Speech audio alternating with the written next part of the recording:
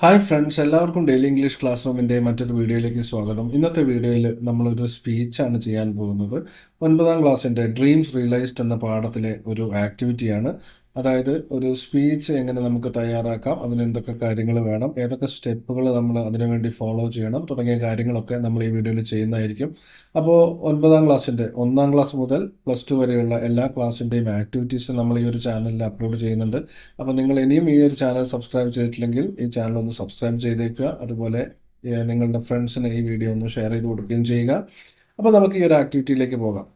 അപ്പോൾ ഇവിടെ ഗാന്ധി ജയന്തി ദിനത്തിൽ ഒരു സ്പീച്ച് നമ്മൾ ഉണ്ടാക്കുകയാണ്. അപ്പോൾ ഒരു സ്പീച്ച് ഉണ്ടാക്കുമ്പോൾ അതിൻ്റെ ഓരോ ഘട്ടങ്ങളെക്കുറിച്ചും ഇവിടെ പറയുന്നുണ്ട്. എന്തൊക്കെയാണെന്ന് നോക്കാം. You can think of the following steps when you draft A speech. ഒരു സ്പീച്ച് എഴുതുന്ന സമയത്ത് ഈ കാണുന്ന സ്റ്റെപ്പുകൾ അതിലുണ്ടാവണം. ഒന്നാമത്തെ കാര്യം എന്ന് പറയുന്നത് സല്യൂട്ടേഷനാണ്. സല്യൂട്ടേഷൻ എന്ന് വെച്ചാൽ നമ്മൾ കാണികളെ അഭിസംബോധന ചെയ്യുക. അപ്പോൾ ഇവിടെ ആരൊക്കെയാണ് ഓഡിയൻസ്, ആരൊക്കെയാണ് നമ്മുടെ പ്രസംഗം കേൾക്കുന്നത്, അതിനനുസരിച്ച് നമ്മൾ ആ ഒരു അഭിസംബോധന ചെയ്യുന്ന ആ ഒരു ഭാഗം നമ്മൾ പ്രസംഗത്തിൻ്റെ ആദ്യ ഭാഗത്ത് ഉൾപ്പെടുത്തണം. രണ്ടാമത്തെ കാര്യം, എന്താണ് ടോപ്പിക്, ഏത് വിഷയമാണ് നമ്മൾ സംസാരിക്കാൻ പോകുന്നത് എന്നുള്ളത് നമ്മൾ കൃത്യമായിട്ട് പറയണം. ഈ ഒരു വിഷയത്തെക്കുറിച്ചാണ് ഞാൻ ഇന്ന് സംസാരിക്കാൻ പോകുന്നത്. അപ്പോൾ ഇൻട്രൊഡ്യൂസിങ് ദ ടോപ്പിക് എന്നതാണ് രണ്ടാമത്തെ സ്റ്റെപ്പ്. അടുത്തതിൽ വരുന്നതാണ് ബോഡി ഓഫ് ദ സ്പീച്ച്, അതായത് ഈ പ്രസംഗത്തിൻ്റെ മുഖ്യ ഭാഗം, പ്രധാന ഭാഗം എന്നുള്ള അർത്ഥം. അതുപോലെ അതിനൊരു കൺക്ലൂഷൻ, അവസാന ഭാഗം, ഒരു കൺക്ലൂഷനും പ്രസംഗത്തിന് ആവശ്യമാണ്. ഇനി ഇത് ഓരോന്നും നമുക്കൊന്ന് എക്സ്പാൻഡ് ചെയ്ത് നോക്കാം. സല്യൂട്ടേഷൻ എന്ന് പറഞ്ഞാൽ ഗ്രീറ്റിംഗ് ദ ഓഡിയൻസ് ആണ്. എങ്ങനെയാണ് നമ്മൾ ഓഡിയൻസിനെ നമ്മൾ അഡ്രസ്സ് ചെയ്യുന്നത്? ഇപ്പോൾ respected headmaster, teachers, my dear friends, അല്ലെങ്കിൽ the dignitaries on and off the dais, ഇങ്ങനെയൊക്കെ പറഞ്ഞ് നമ്മൾ ആരാണ് നമ്മുടെ ശ്രോതാക്കൾ അവരെ നമ്മൾ അഭിസംബോധന ചെയ്യുകയാണ് ഈ ഒരു സ്റ്റെപ്പിൽ നമ്മൾ ചെയ്യുന്നത്. When you deliver A speech at school you may address the principal, the teacher and your school mates. അപ്പോൾ ഇതൊരു ഉദാഹരണം ഇവിടെ കൊടുത്തിട്ടുണ്ട്. സ്കൂളിൽ വെച്ചാണ് നമ്മൾ ഈ പ്രസംഗം നടത്തുന്നതെങ്കിൽ നമുക്ക് സ്കൂളിലെ പ്രിൻസിപ്പളിനെ, ടീച്ചേഴ്സ്, അതുപോലെ നമ്മുടെ സുഹൃത്തുക്കളെ എല്ലാവരെയും അഭിസംബോധന ചെയ്യാം. അപ്പോൾ good morning every one, dear principal, teachers and friends, ഇങ്ങനെ നമുക്കൊരു സല്യൂട്ടേഷൻ നമുക്ക് കൊടുക്കാം. If there are guest of owner you should address dum first. ഇനി അതിൽ ഏതെങ്കിലും വിശിഷ്ട വ്യക്തികൾ വന്നിട്ടുണ്ടെങ്കിൽ അവരെ നമ്മൾ ആദ്യം അഭിസംബോധന ചെയ്യണം. Honourable dignitaries on and of the dais, വേദിയിലും പുറത്തുമുള്ള വിശിഷ്ട വ്യക്തികളെ, അതുപോലെ എൻ്റെ പ്രിയപ്പെട്ട സുഹൃത്തുക്കളെ, മൈ ഡിയർ ഫ്രണ്ട്സ്, ഇങ്ങനെ ഈ രീതിയിൽ നമുക്കൊരു സല്യൂട്ടേഷൻ കൊടുക്കാം. ഇനി ടോപ്പിക്ക് പറയുമ്പോൾ നമുക്ക് എങ്ങനെയൊക്കെയാണ് ടോപ്പിക് ഇൻട്രൊഡ്യൂസ് ചെയ്ത്, importance of the day, the relevance of your topic, നിങ്ങളുടെ ടോപ്പിക്കിൻ്റെ പ്രാധാന്യം, അതുപോലെ ഈ ദിവസത്തിൻ്റെ പ്രത്യേകത തുടങ്ങിയ കാര്യങ്ങളൊക്കെ ഈ ടോപ്പിക് ഇൻട്രൊഡ്യൂസ് ചെയ്യുമ്പോൾ നമുക്ക് പറയാം.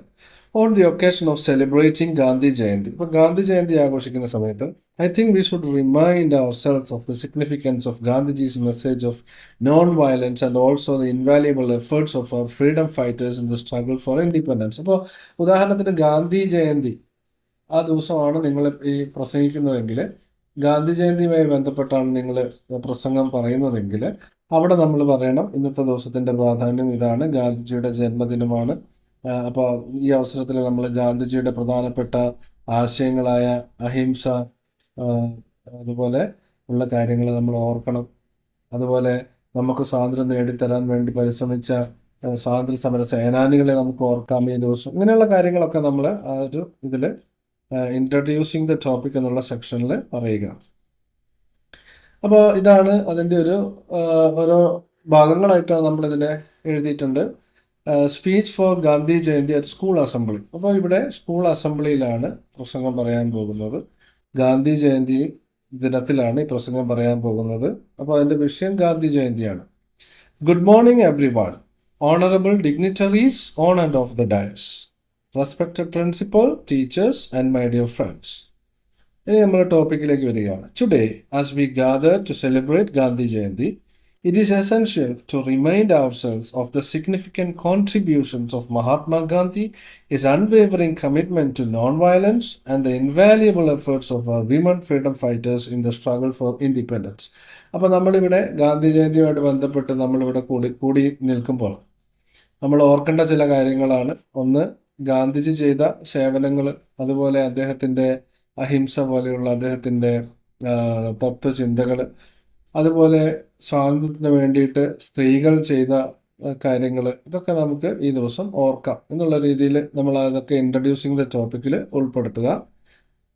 അതിനുശേഷം ബോഡി ഓഫ് സ്പീച്ച്, അതിൽ നമുക്ക് ഈ നമ്മുടെ ഈ വിഷയവുമായി ബന്ധപ്പെട്ട കൂടുതൽ കാര്യങ്ങൾ നമുക്ക് ഉൾപ്പെടുത്താം. Mahatma Gandhi, fondly known as father of the nation, is renowned for his philosophy of non-violence or ahimsa.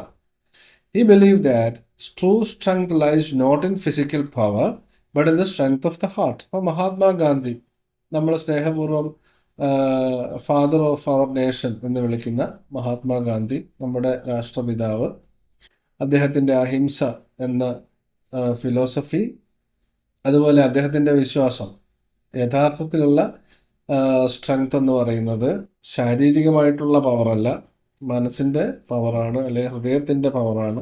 Gandhiji taught us that non violence is the weapon of the strong. അപ്പം നോൺ വയലൻസ് എന്ന് പറയുന്നത്, അഹിംസ എന്ന് പറയുന്നത് ഒരു പവർഫുൾ ടൂളാണ്, ആയുധമാണ് എന്നാണ് അദ്ദേഹം പറയുന്നത്. അത് സാധാരണക്കാർക്ക് ഉപയോഗിക്കാൻ പറ്റുന്ന ഒരു ആയുധമല്ല, അത് നല്ല മെച്വേർഡ് ആയിട്ടുള്ള മനസ്സുകളുടെ ഒരു ആയുധമാണ് നോൺ വയലൻസ് എന്ന് പറയുന്നത്. It's a powerful tool to bring about social and political change without resorting to violence. അപ്പോൾ വയലൻസ് ഇല്ലാതെ തന്നെ, മറ്റുള്ളവരെ ആക്രമിക്കാതെ അല്ലെങ്കിൽ ചോര ചിന്താതെയുള്ള ഒരു നോൺ വയലൻസ് ആണ് നമ്മൾ ഇവിടെ ചെയ്യുന്നത്, പ്രതിഷേധമാണ് നമ്മൾ ചെയ്യുന്നത്. അതൊരു ശക്തമായ ഒരു ആയുധമാണ്, അതിന് വലിയ മാറ്റം സമൂഹത്തിൽ കൊണ്ടുവരാൻ സാധിക്കും. Gandhiji's admiration for women freedom fighters was profound. അതുപോലെ ഗാന്ധിജി സ്വാതന്ത്ര്യ സമരത്തിന് വേണ്ടി നിലകൊണ്ട സ്ത്രീകളെ കുറിച്ച് പ്രത്യേകം പറഞ്ഞിട്ടുണ്ട്. He often highlighted their courage and resilience, recognizing their crucial role in the independence movement. അപ്പോൾ വളരെ സുപ്രധാനമായ ഒരു പങ്ക് സ്ത്രീകൾ വഹിച്ചിട്ടുണ്ടെന്നാണ് ഗാന്ധിജി പറയുന്നത്. സരോജിനി നായിഡു, കസ്തൂർബ ഗാന്ധി തുടങ്ങിയ സ്ത്രീകളും, അവരോടൊപ്പം തന്നെ അൺലെറ്റേർഡ്, അതായത് എഡ്യൂക്കേഷൻ ലഭിച്ചിട്ടില്ലാത്ത സ്ത്രീകളും അല്ലെങ്കിൽ എഴുത്തും വായനയും അറിയാത്ത സ്ത്രീകളും ഈ ഒരു സ്വാതന്ത്ര്യ സമരത്തിൽ പങ്കെടുത്തു. അതിനുവേണ്ടി മുൻകൈയെടുത്ത് ഇറങ്ങി.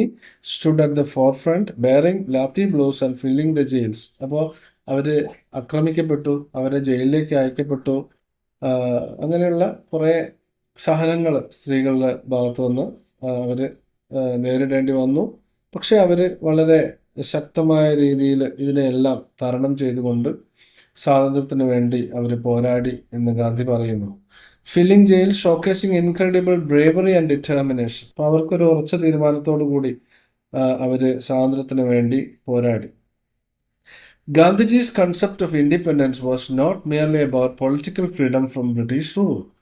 He envisioned a self reliant, self sufficient India. അപ്പോൾ ഗാന്ധിജിയുടെ സ്വാതന്ത്ര്യം എന്ന ചിന്ത ഒരു രാഷ്ട്രീയപരമായ ബ്രിട്ടീഷുകാരുടെ അടിമത്തത്തിൽ നിന്നുള്ളൊരു മോചനം മാത്രമല്ല, അദ്ദേഹം സ്വപ്നം കണ്ടത് സ്വയം പര്യാപ്തത നേടിയ ഒരു രാജ്യം, സ്വയം പര്യാപ്തമായ ഇന്ത്യ, സ്വതന്ത്ര ഇന്ത്യയാണ് അദ്ദേഹം സ്വപ്നം കണ്ടത്. Where every individual had the opportunity to live with dignity and respect. അപ്പോൾ എല്ലാവർക്കും മാന്യമായിട്ട് ജീവിക്കാനുള്ള സാഹചര്യമുള്ള ഒരു രാജ്യം. His emphasis on the spinning wheel symbolized economic independence and self-reliance, urging us to embrace our roots and support local industries.